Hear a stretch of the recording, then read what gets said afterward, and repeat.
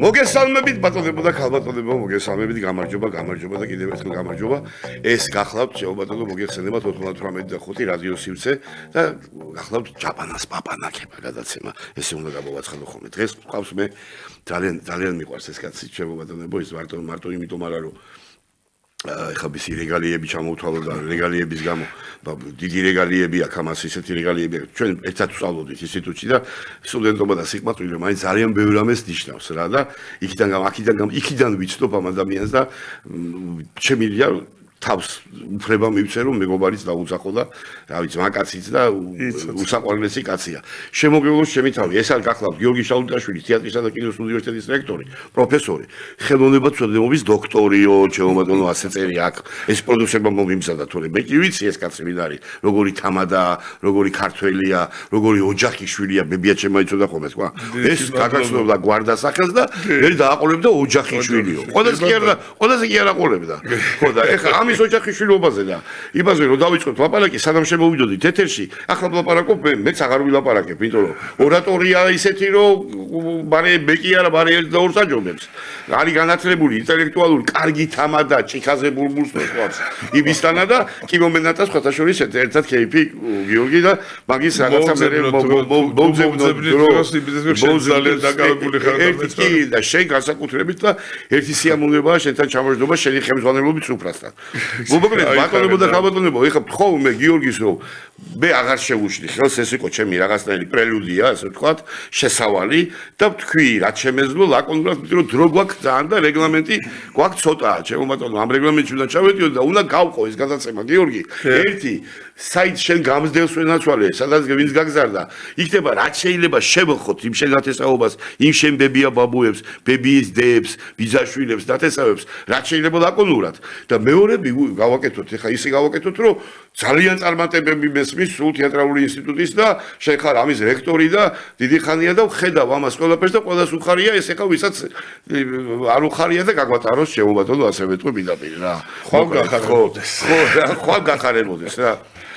ეხლა თქვა ჩვენ ის რომ აი ბავშვობა შენი დავიწყოთ და აი ვიგახსოვს მყავდა ეგეთ ბებია ბაბუა რომელიც ახლა თავის დავაცხადია აი აქედან დავიწყოთ და დენელა მე ჩემი შემოხმარებაც არ დაგჭირდება დარწმუნებული ვარ რომ რაღაც დაგეხმარო ჩემოდათო ხო გედაცვალე შეიძლება არის ხოლმე რომ ასე ვთქვათ ძალიან თავი მოაქვთ ასე ვთქვათ თავიანთი წინაპრებით ასე შემდეგ მაგრამ მე ვთვლი რომ ის ოჯახი რომელიც სადაც ვიზრდებოდა რაღაცნაირად საქართველოს ისტორიის ნაწილია იმ თვალსაზრისით რომ მე მზდიდენ ბებიები თბილისში ნინო მაყაშვილი ბორჯომში ოლღა გელაშვილი მამაჩემის დედა ბორჯომში აღდედაგებზე ჩავდივით მაგრამ ნინო მაყაშვილი მზდიდა რომელიც 14 წლის დაქვრივდა და 3 შვილი გაზარდა მარტო ეს იყო ის გვარია რომელმაც ალბათ ერთ-ერთი ყველაზე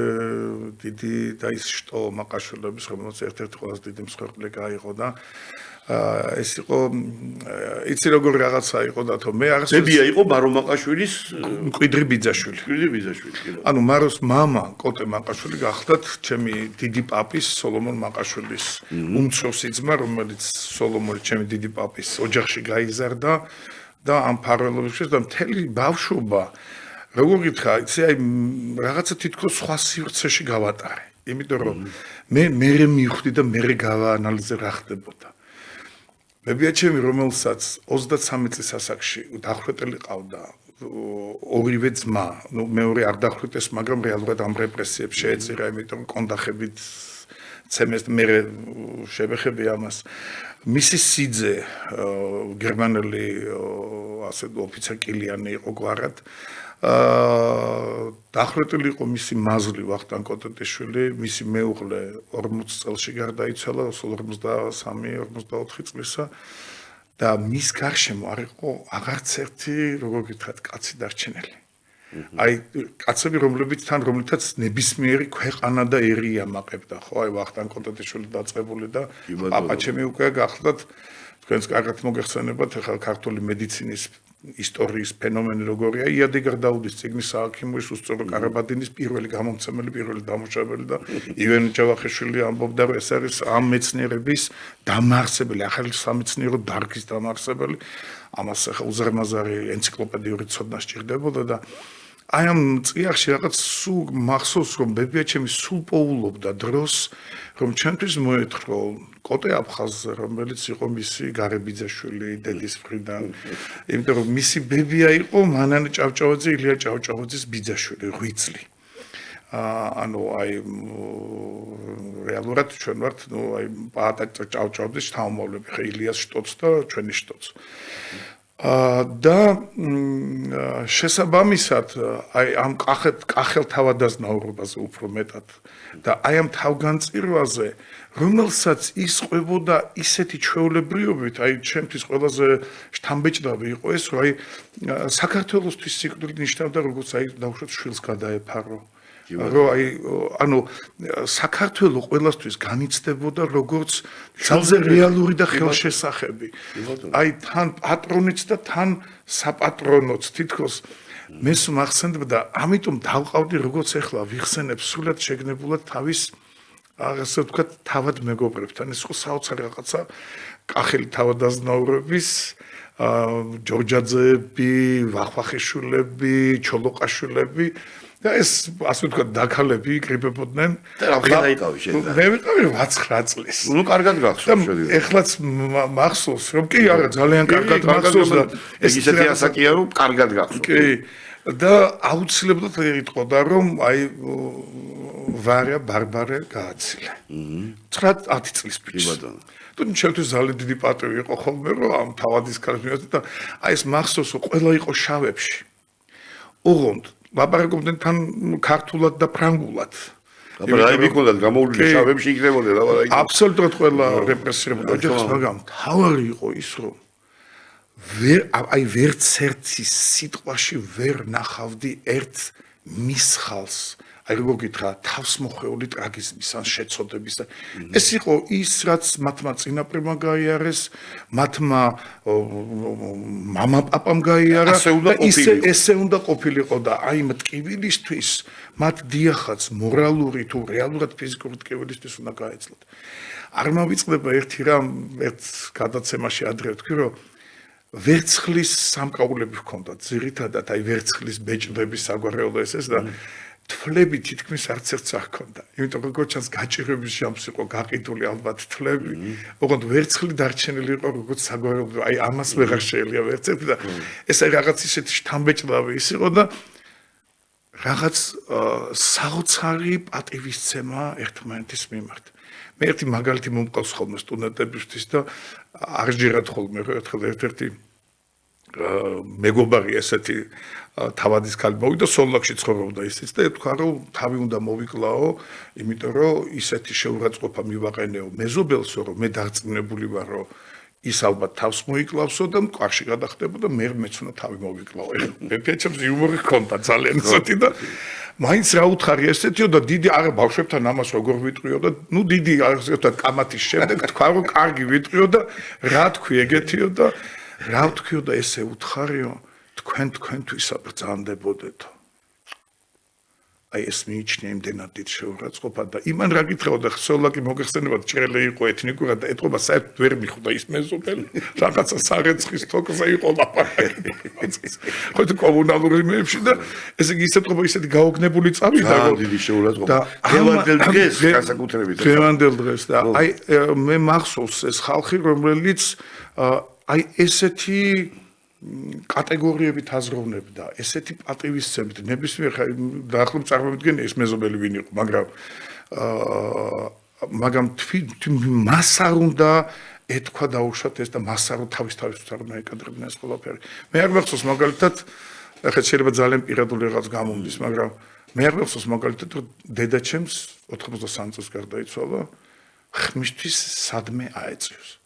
ეს არ მახსოვს მიხედავს რომ დალაგებული ბავშვები შვილები არ ყავდით ძალიან ისეთი საკმაოდ ცელქი ისინი ვიყავით მაგრამ იმავდროულად იყო ლიდერი აი ყველგან დედაჩემ ყველაზე მეტად გავდა ასე ვთქვათ დედამისის ანუ მაყაშვილების შტოს გარიგნობითაც და რაღაცამ და ეს ხარი კოტეტიშვილების უკვე თვითონ დედაჩემი რა გვარიცა იყო და დედაჩემები ეს უფრო ისეთი ხულიგნები იყვნენ და ბებიაჩემს ჰქონდა ხოლმე რამეს რომ დავაშავებდი ესეთი შეფასება რომ გიორგი არა შენ მაყაშვილი არ ხარ შენ კოტეტიშვილიც კი არ ხარ შენ ნამდვილი შაულტოშვილი ხარ ჩამოდიოდა რანგებით დამლა რანგებით ჩამოდიოდა ხო თავადები ასნაურები და ნუ თვლიდა რომ გლეხები და შეურაცხყოფა ხო მაგრამ ეს ამით მლანძღავდა რა შეიძლება რა მაინტერესებს გიორგი შენ თუ აი ამ სფეროში რო ტრიალებდი ეხლა სადაც წამოხვედი საიდანაც რა გზასაც დაადეკი რეჟისორი გახდიჭარ იქ რამე ეგეთი იყო გახსოვს ვინმე აი რამე იქ აი პატარა ბავშვობიდან წამოვიდა რამე რაღაცა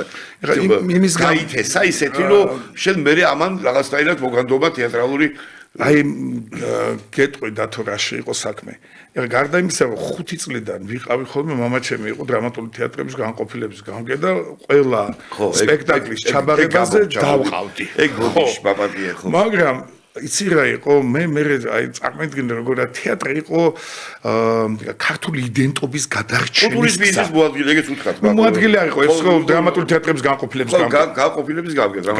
გამგე უშუალოდ დრამატული თეატრების ხელმძღვანელი ოთარ თაქთაქიშვილის დროს ოთარ თაქთაქიშვილის პერიოდში ზუსტად კულტურის სამინისტრო დუღდა და გადმოდუღდა შეიძლება ასე ითქვას რა და მე ვთვლი რომ ალბათ უკვე ნელ-ნელა მკვიდრდება ეს ტერმინი და ალბათ ეს იყო ქართული კულტურის ოქროს ხანა კი ბატონო დანაკლებით შეიძლება ითქვას და ჩვენ ვალდებულები ვართ რომ აი ეს ასე ვთქვათ ტრადიციები გავაგრძელოთ და მადლობელი ვარ შემდგომ აუცილებლად ვიტყვი რომ დღეს კულტურის სამინისტრო საოცრად უთქავს თეატრს და კინოს უნივერსიტეტს გვერდით და ძალიან ბევრი კარგი საქმე კეთდება მოკლედ გეტყვით მაშინ იმასთან დაკავშირებით საქმე იმაში გახლავთ რომ თეატრი მე-19 საუკუნეში და მე-20-ის დასაწყისში რეალურად იყო ქართული იდენტობის გადარჩენის რეალურად ერთადერთი გზა უკვე ეკლესიაში წარიყო წირვალოცა ხო ამიტომ დაი თუ დავაკვირდებით ყველა ქართველი კლასიკოსი თავს ვალდებულად თვლი და ყაზბეგის ერთად თამაშობდა ილიამ რაგადან ანუ აკაკისაც და წერდნენ თვითონ ფრანგულიდან გადმოჰქონდათ ეს მოდელები და ასე შემდეგ იმიტომ რომ და თეატრის შესაბამისად აი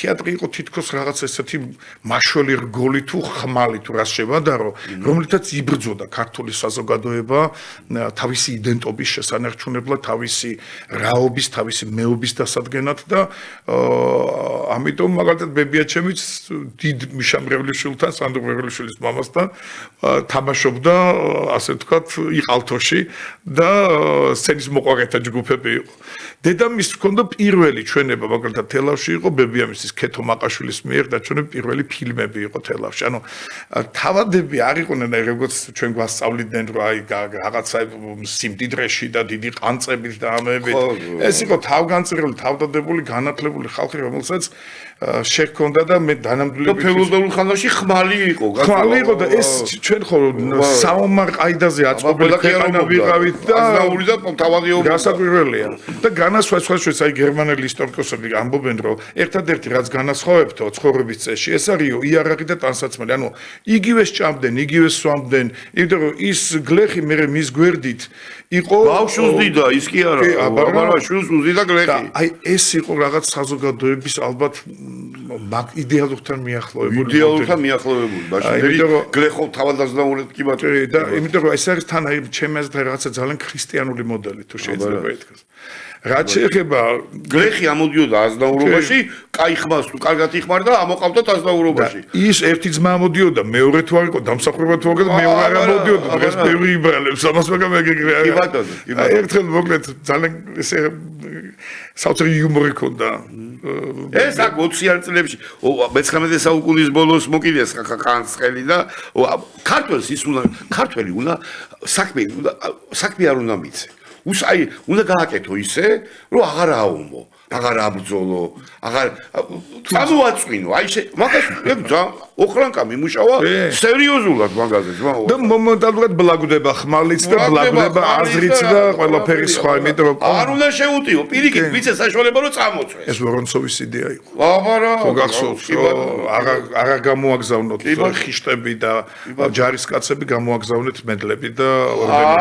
აბარა, ჩვენი კაცი მოისტერიკი არის, ძმაო. ძალიან ბევრი საქმე გააკეთა სხვადასხვა საქართველოს. ძალიან ბევრი. ბოდიში გაგაწყვეტა. ისე კარგად იმას რაღაცა სმედელის ამბავში ვარ, ხო იცი?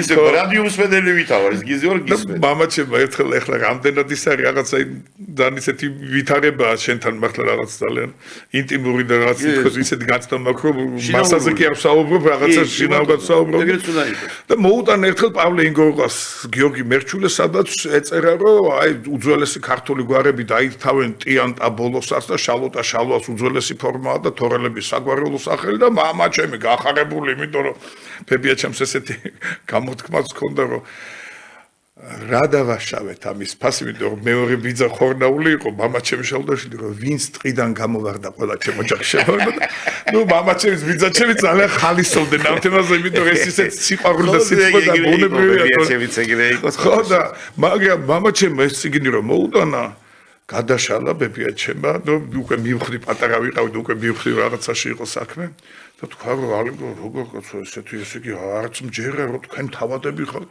გილოცავთ ესე იგი თქვა და თავლებიც ღმერთო რა საოცრებაა და უკვე მივხვდი რომ ცუდად არის მამაჩემი საქმე და უცებ დახურა წიგ და ღმერთო ჩემო ეს გლეხი ინგორა ყვავიღა ანუ გლეხის დაწერილს არ მიიღებ და ამას პავლე იყო უახლოეს მეგობარი ოჯახის იმიტომ რომ შავჩოხოსნებიდან დიდესი კაცი კი შავჩოხოსნებიდან ბარე ერთი თავადი იმიტომ რომ ვახტანგი დახვრიტეს იმ 4-ეულიდან კოტეტეშვილი მხოლოდ ახუშტი აბაჩემის ძმა ასე რომ აი რაღაცნაირად ესეთი თემა იყო იცი რომ აი რაღაცა ძალიან რეპრესირებული მაგრამ ძალიან ბედნიერ ოჯახში გავიზარდა იმიტომ რომ ძალიან კარგია როდესაც შენ შეგიძლია რომ ამაყობდე თუნდაც შენ დაღუპული წინაპრით რა თქმა უნდა და არ გჭრიდეს ყურს ან ვიღაც გიმალავდეს იმას რომ ვიღაცა დახვრიტა და ან ვიღაცა დაუშვათ შენი წინაპარი თუნდაც ცეკას მდივნებს აძანზარებდა თავისი ვერაგობით და თავისი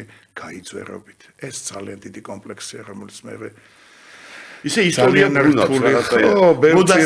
მოდასავით ნეობოლშევიკები იდეოლოგიაც რაღაცები ხდება რასაკვირველია რომელსაც ცოტა ხნის უკან ისტორია ხო კი ბატონო ოღონდ 21 საუკუნეში ახლა ესე ტროიკა ვერ ხვრიტავდა თორე არაფერი ბელო კითხო და მე ყველაზე მეტად ამას განვიცდი რომ ამ დონის ამდენი სისასტიკე დაგროვდა საზოგადოებაში კი ბატონო რომ ამდენი გაუტანლობა ამდენი უნდობლობა ამდენი უპრობლემოდ რომ აი ბავშვად ცილს დავწამებ, მოვატყუებ, რაც მე ვიტყვი და მე ისე კითხი უტეხია. ხო, მე არ ვიცი, აი რა უნდა დაიწყოს გულწრფელად გეტყვი დათო რომ მე ერთადერთი რაც ვიცი დიალოგის და შერიგების გარდა არაფერი არ გვიშველის. როგორ უნდა მოხდეს ეს და რანაირად, მაგრამ რაღაც ტენდენციები უნდა გადავდგათ, ჩვენ ხო ერთმანეთს ვერ გავწევთ ამ საზოგადოებიდან. და მე ვთვლი რომ აი თუ რამეს უნდა ვებრძოლოთ ეს არ უნდა ვებრძოლოთ სიძულვილს. უნდა ვებრძოლოთ იმას ხო, ნუ ალბათ ჩვენ უნდა მოვძებნოთ ძალა აი იმ მიიღებენ რომ აი მიიღებენ. ჩვენ მაინც ესე უნდა ვიფიქროთ. რა ვიცი, მე მაინც გონია რომ ესე ჯობია ცხოვრება, იმიტომ რომ სხვანაირად გახდები, რა ვიცი, დაემსგავსები ალბათ იმას, ვინც დაუშვათ პრობლემოდ გაწირავს ადამიანს და ადამიანის ბედს. კარგი გიო, ჩააბარე ინსტიტუტში. გადავიდეთ ახლა მაგასთან. დაკავშირებით მინდა ახლა შენ ახალგაზრდობაც ის პერიოდიც გავიხსენოთ ჩვენი ინსტიტუტის პერიოდი. ვინ იყვნენ რეჟისორი, სარეჟისოროში ჩააბარე, ვისთან სწავლობდი, რა პერიოდი იყო ჯგუფელები შეგიძლია გაიხსენო რაღაცა. ოღონდ ეს რაც შეიძლება მოკლედ გავაკეთოთ, იმიტომ რომ იმდენი გაქვს შეკიდე სალაპარაკო. არა, ჩვენ კიდე გვაქვს ახლა დრო ერთი აი 25 წუთი მაგრამ. კი ბატონო, გვაქვს. მე ძალიან გამემართლა მასწავლებლებში შემიძლია ვთქვა, იმიტომ რომ სკოლაშიც ძალზე კარგი მასწავლებლები მყავდნენ და მადლობა მათ თითოეულს და უნივერსიტეტში ესეთი რამ იყო, რომ ჩვენ ვიყავით ინსტიტუტი საყვარელი.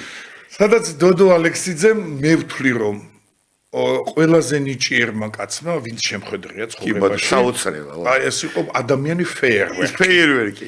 მე გრიმი მაგარ წამის. ხო, მონათვით მაგარ მომნათლა. და მის მიერ დადგენილი ეს არის ასე ვთქვათ უკვე არამატერიალური კულტურის ძეგლია, ხო იცი?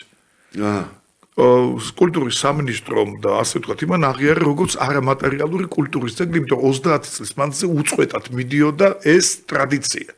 და დღეს უკვე ფაქტურად სახელმწიფოს აქვს ვალდებული, რომ ასე ვთქვათ, ეს იყოს და ყოველ წელს ჩვენ ახალგაზრდა სტუდენტები დრამის ფაკულტეტის მიყვავს ყვარელში, სადაც ბატონი ლაშა პაპაშვილი მასპინძლობს ამ ყველაფერს და კოტე მარჯანიშვილის იმ სახლ-მუზეუმს, სადაც კოტე პირველი სპექტაკლები გამართა, იქ ვცხებთ ხოლმე გრიმს.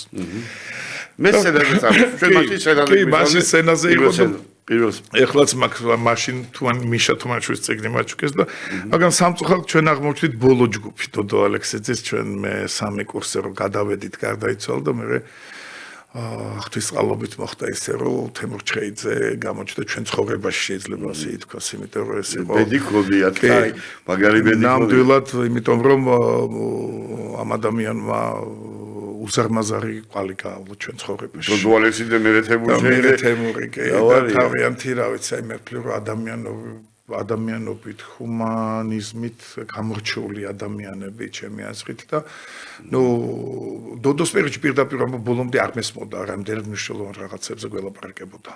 ნუ მე ახლა პირველ მეორე კურსზე გონია რომ შენ გაცლებით ჭკვიანი ხარ ვიდრე შენი პედაგოგით. თეორთან უფრო გასაგები გახდა ჩემთვის რომ რეალურად უნდა ვისწავლო ის და იმისათვის რომ რაღაცას მივახციო უნდა უბრალოდ ხელობა ვისწავლო. აი თემურმა გვასწავლა, შემიძლია ვთქვა რომ დოდომ გვასწავლა თეატრის სიყვარული.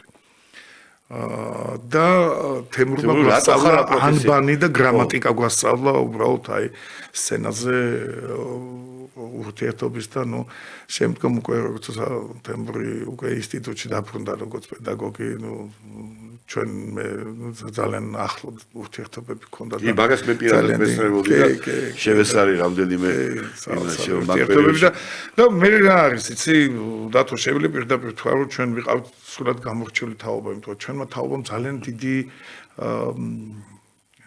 როლი შეასრულა შემდგომ ქართული თეატრის და კინოს ცხოვრება რომ გადავხედოთ ამას არა ეს 80-იანი წლების თაობა იმიტომ რომ შემდგომ უკვე მოვიდა 90-იანები და ჩვენ მაინც ვიყავით გაცილებით უკეთეს ვითარებაში ვიდრე ის სტუდენტები რომლებიც 93-94 განადგურებაში ყავით იმიტომ რომ მაშინ ძალიან რთული პერიოდი გაიარა უკვე მე ინსტიტუტმა, იმიტომ მე 92-ში მოვედი როგორც პედაგოგი, სულად ახალგაზრდა 26 წლის ბიჭი ვიყავი მაშინ, როცა უკვე შალვა გაწახელიასთან მოვედი. და აი გადავიდეთ მაგაზე, პირდაპირ კითხვა მქონდა 92 წლიდან პირდაპირ გადახვედი შენ თვითონ. პედაგოგა ჩოთა რუსთაველის კინოს უნივერსიტეტში. უკვე უნივერსიტეტი იყო 92. არა, ეს ვასო მოახერხა კიკნაძემ და ვასო ლეგენდარული ვასო კიკნაძე. ხუთი სამსახიობო ჯგუფი ეხლა რომ დავთვალოთ შეიძლება მე მგონი მეტი. მე მგონი მეტია. რას თავი მაქვს და უწყვეტად მაქვს ეს და ბატონი ალიკო იყო მახარებლიშვილი პირველი გამოდიდმე ჯგუფში ჩვენთან ერთად. მე მგონი ორი სამსახიობო ერთად აკავთ თუ რა? ნუ ერთად ვმუშაობდით. მეც ალიკოც შემდეგ თიკო შემოგვიერთდა ქათამაშვილი რომელიც ეხლაც ჩემთან ერთად არის და ნუ მე ვფიქრობ რომ ძალიან კარგ პედაგოგად ჩამოყალიბდა. და ვფიქრობ რომ ამ ხრივ გამიმართლა ხა ვიღაცისთვის შეიძლება ბევრია ეს მაგრამ რაშია ეს საქმე რატო არ წაიყვანა პროექტორად რატო არ წაიყვანა ალიკო მახაროვში არ არის არც ახლა აგვიანა უზარმაზია ისე მოხდა რომ არა ალიკოს ვერ დავაბრალებ ესეთი ალიკოს ნაირი მობილიზებული მსახიობი და პედაგოგი იშვიათად მინახავს და აი ამ თვალსაზრისით არის აი როგორ ვიტყვათ იდეალური როგორც პარტნიორი და როგორც პედაგოგი უბრალოდ მაშინ ხელმძღვანელობისკენ არა აქვს რაღაცა მიდრეგი რატო უნდა გქონდეს მე ჩემთვის რომ ვინმეს ეთქვა დათო რექტორი გახდებოდი ეს ნაცნობი მაგრამ ცხოვრებას რა მოაქვს ორგანიზატორობის სურვილი არ გააჩნია ეხლა მაგას არა ალიკოს არ და რო გითხრათ რომ მე მქონდა დიდი სურვილი ამის ნაკლებად მაგრამ დგება მომენტი, იმიტომ ძალიან დიდი გამოწვევების წინაშე დგებოდა და დგას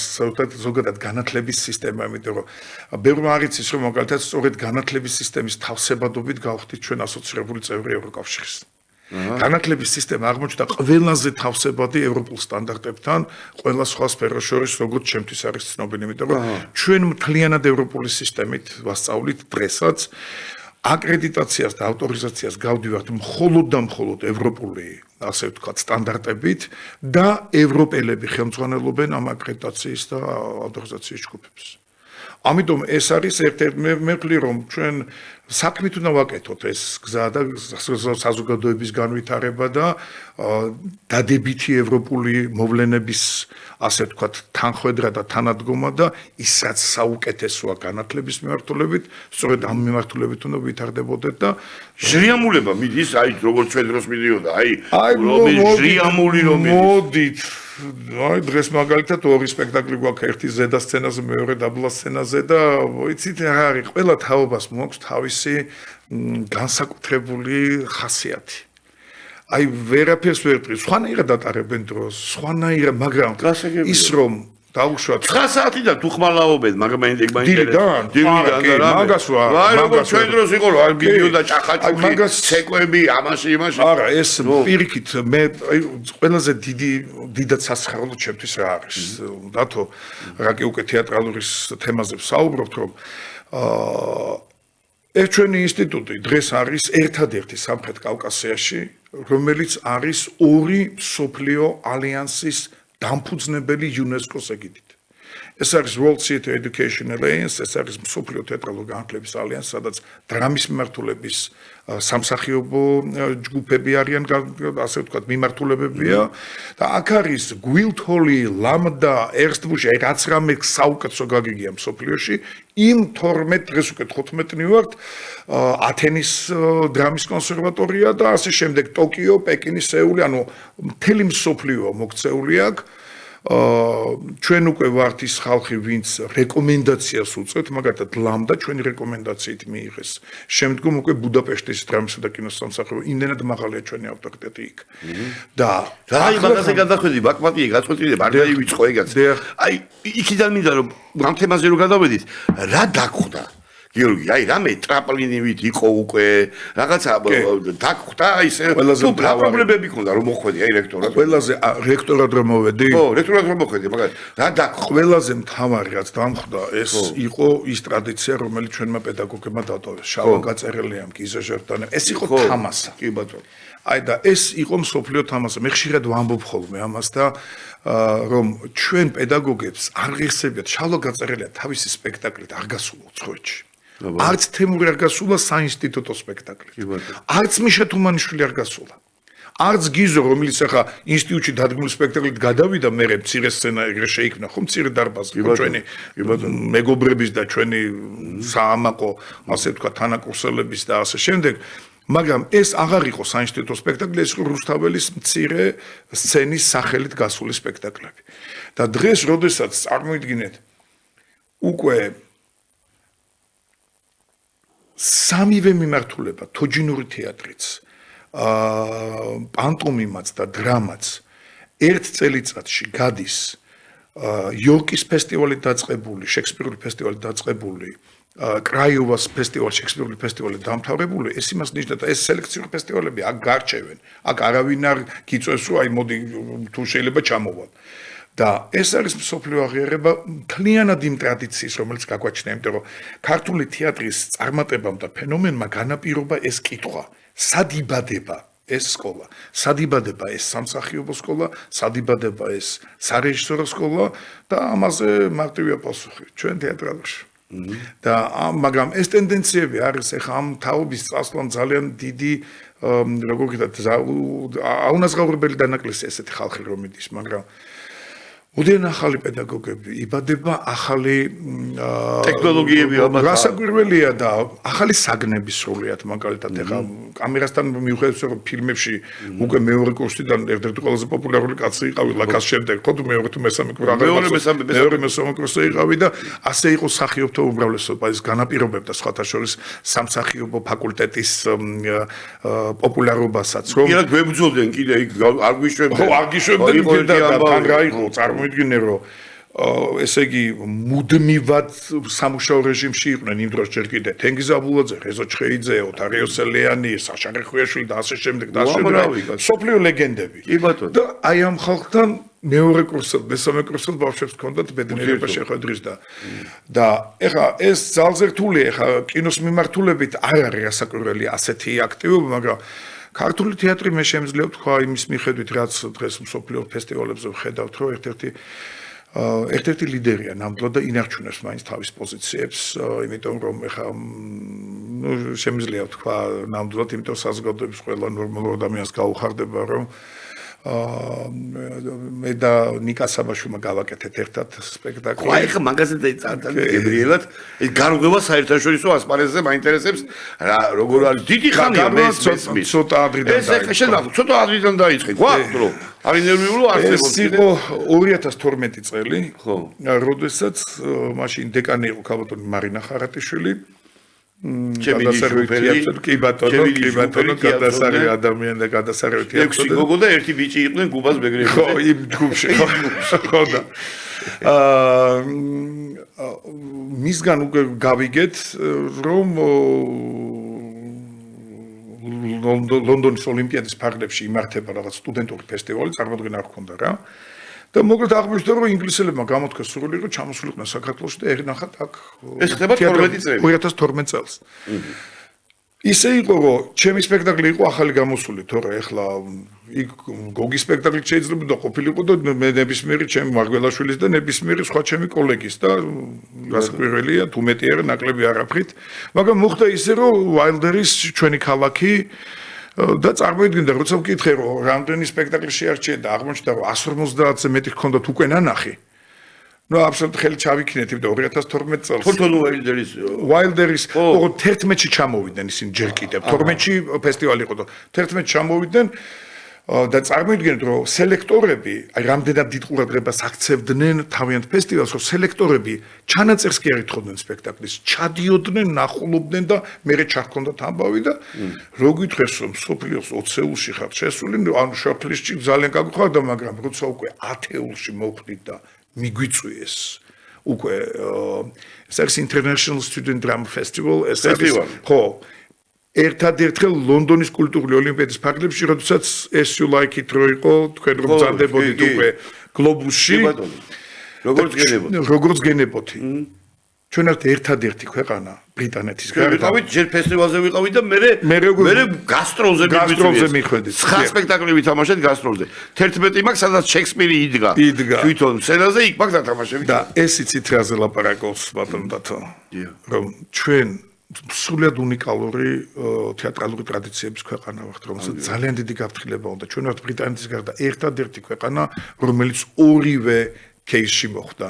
ასე ვთქვათ, პროფესიული თეატრების და სტუდენტური სპექტაკლების და იქ მახსოვს, რომ ყველაზე დიდი რაოდენობით სამსახიობო პრიზები ამ კოკორინიშვილმა, თეკლა ჯავახაძემ და მარიამ ნადირაძემ აიღეს მახსოვს და ჟურნალმა Stage-მა მაშინ ფესტივალის highlight-ად დაასახელა ჩვენი სპექტაკლი. Teaching Drama Magazine წერდა ამაზე და Sunday Times-ი. ყველა სპექტაკლზე ამბობდნენ, რომ გვასწავლის შექსპირის დამკვავა. ხო, ნუ დაახლოებით ეგეთი დამოკიდებულება იყო და აი ეს არის ძალიან ეს არის განძი, რომელიც ჩვენ ხელში გვიჭირავს და რომელსაც ძალიან დიდი გონიერება და გაფრთხილება ჭირდება და შემდგომ 2016 წლიდან დაიწყო ძალიან ინტენსიური მაშინ უკვე დეკანი გავხდი და მაგრამ ეს წარმატება სულ თან გვდევს, იმიტომ რომ წარმოიდგინეთ, რომ ჩვენთან ახლა მთელი მსოფლიოდან ვერ შეიძლება დავას 150 ბავშვია ყველაფერს თავი დავანებოთ 150 ბავშვია ბოლო 3 წლის მანძილზე დრამის ფაკულტეტიდან გასული ფესტივალებზე, საზაფხულო სკოლებზე, ერაზმუსის პროგრამით და გაცვლით. სულ რამდენი ის არის ბავშვია? რამდენი სტუდენტი ყავთ? აი, ეხლა ჩვენ ძალიან ინსტიტუტში. ფაკულტეტებმა მოიმატა. გოგის დროს იყო 1000-ზე მეტი, 1500-მდე და ეხლა არის 600 რაღაც. 600 ანუ ეს იმის მიხედვით. ნუ მაგრამ ფაკულტეტებმა მოიმატეს ეხლა რა. კი, მაგრამ ჩვენ დროს იყო, კიდოს სწორდება არ იყო, მაგალითად, ჯერ. უამრავი ფაკულტეტია, მაგრამ ჩვენ ერთი რაღაც ავიღეთ დათო, აი როგორია მოთხოვნა ბაზარზე ამის მიხედვით, ანუ ხარისხზე ვაკეთებთ ძირითად აქცენტს და ყველაზე მნიშვნელოვანი რა არის, რომ აი ვადგენთ ასე ვთქვათ პრიორიტეტებს საერთაშორისო ურთიერთობების და აი კულტურის სამინისტრო მხრიდან გვაქვს 100%-იანი მხარდაჭერა. ანუ აქ ერთგვარი შეთანხმებაა ჩვენ, იმიტომ რომ ჩვენ დღეში მომდის 5-6 მოწვევა, მაგრამ აი ყველაზე მნიშვნელოვანი ხარ იორკის ფესტივალი გახლავთ იმ მნიშვნელობის რომ აქ ქართული თეატრი არ ყოფილა ჯერ ჩასული და თეატრის და კინოს უნივერსიტეტი ჩავიდა წარმოედგინა და ობსერვერი წერს რომელიც წერდა თავის დროზე კავკასიელ ოლივიეს ეძახდა რამაჩხიკვაძეს და წერს ამაზე აღფრთოვანებით რომ ესეთი პოეტური სპექტაკლი და ესეთი შექსპირის ესეთი ინტერპრეტაციები და განსაკუთრებით მოხიბლა თოჯინურმა ნაწილმა რამაზე ხა ნიკა მუშაობდა საბაშვილი მშვენივრად და ნუკლი რომ ძალიან ნიჭიერი უაღრესად ნიჭიერი ადამიანი და ჩვენი ორი სტუდენტი ირაკლი ლომიძე და მარიამ გაბაძე რომლებიც მეორე კურსიდან მოხვდნენ ჯერ პეკინის სოფლიო ალიანსის ფესტივალზე მერე მოხვდნენ გივილის ფესტივალზე ახლა იორკის ფესტივალზე არიან და მაგრამ ეს არ არის გამონაკლისი აი ძალიან მოკლედ ვიტყვი რომ შარშან პოლონეთმა თავისი ევროკავშირის თავმჯდომარეობა და ევროკავშირში ყოფნის 20 წლისთავი აღნიშნა თეატრის და კინოს უნივერსიტეტის სპექტაკლით, რომელიც დადგა ანდრონიკუძე და რომელშიც პოლონეთმა 150,000 ევრო გადაიხადა, რომ ჩვენ დაგვედგა მათი კლასიკა ადამ მიცკევიჩის ჯადი. და როდესაც ჩავიტანეთ ეს პოლონეთში, იმ გამოხმაურებებზე წარმოიდგინე ანდროს სახელი იყო ისეთი რეჟისორების გვერდით, როგორც იყო კრისტიან ლუპა და იან კლატა. და აი ამ რეჟისორების გვერდით იყო და მინდა გითხრა რომ სრული ანშლაგი იყო, ასე ვთქვათ, ჩვენი ქართულ ვერსიაზე მათი კლასიკის. იგივე მოხდა უნგრეთის შემთხვევაში. გასვლა გამოცვლა თუ ხდება, იქიდან წამოსული. რასაკვირველია. ამ რაღაც მასტერ კლასები რაღაცა. წელიწადი როდესაც მასტერ კლასებს არ ვატარებთ, პრაქტიკულად არ არსებობს.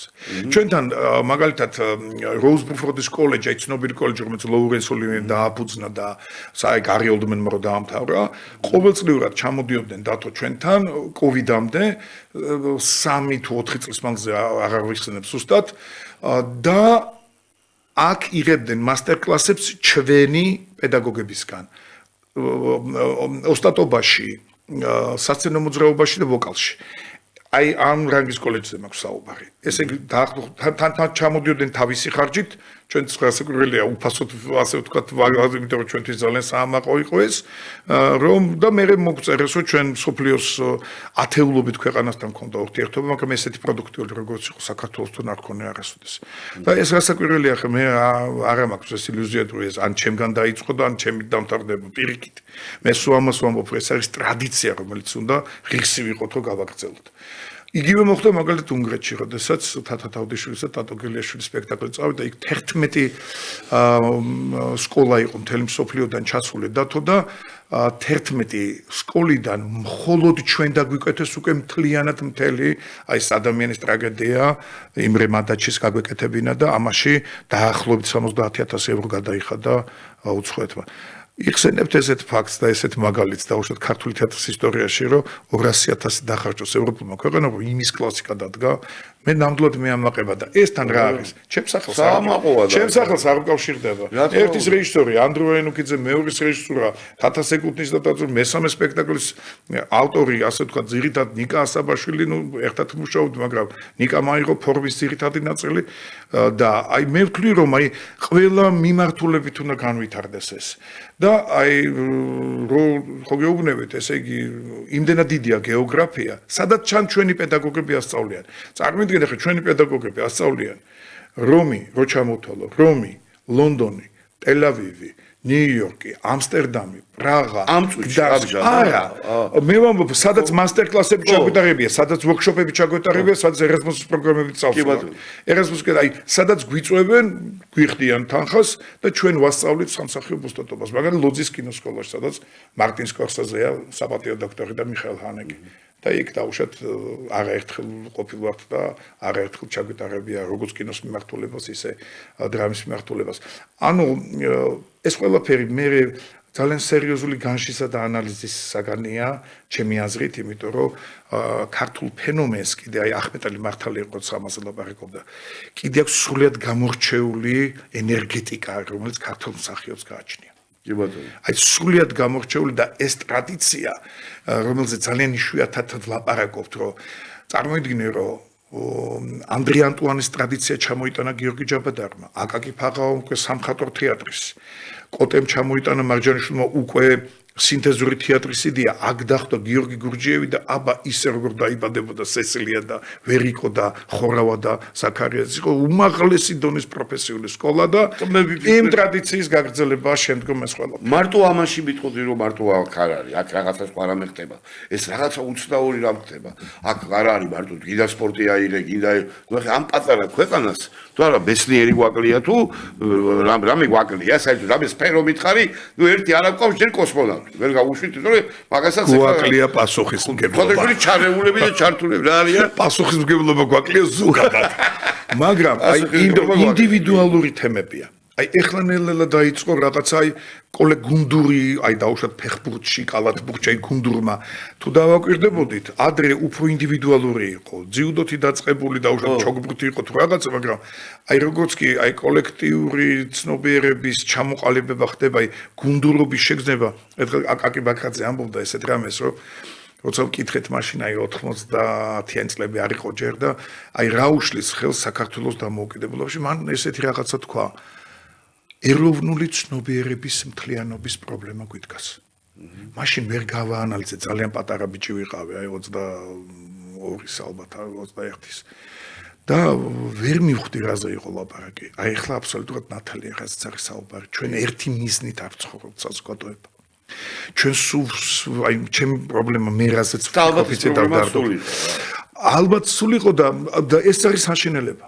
კი ბატონო. ხო, კრწანისის ბრძოლა სხვა საშინელებაა, მაგრამ ფაქტია. ფაქტია, მაგრამ რაღაცა გამოსავალი უნდა მოვძებნოთ აქედან.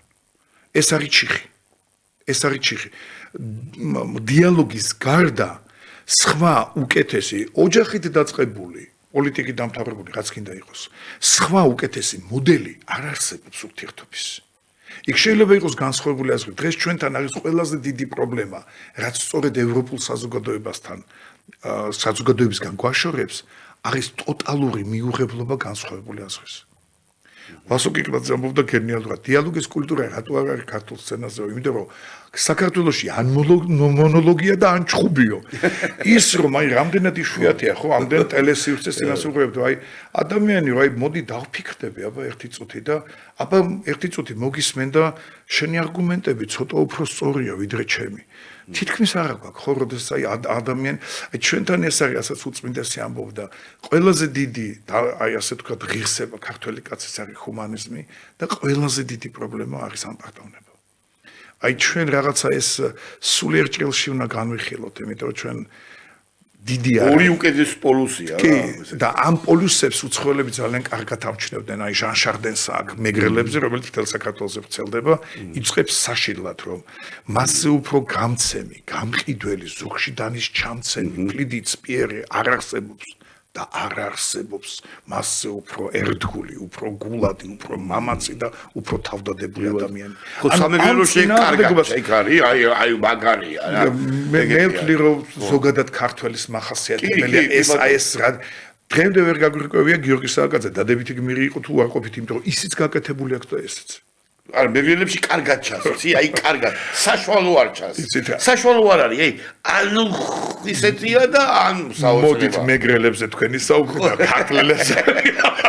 აგერ ორი ვარ, აგერ შენ ვარ და აგერ ჩემთვის შემოდართა ის სწორედ ეს არის, რომ მე ხელ მახსოვს ცხონებულ ზვიად გამსახურდიას უთხრეს ერთ-ერთ ცეკას დივანზე, რომ იმან თქვაო, რომ ჩემი სამეგრელო შემინახავს და ესეთი რაღაცა თქვა, არ დამავიწყდება.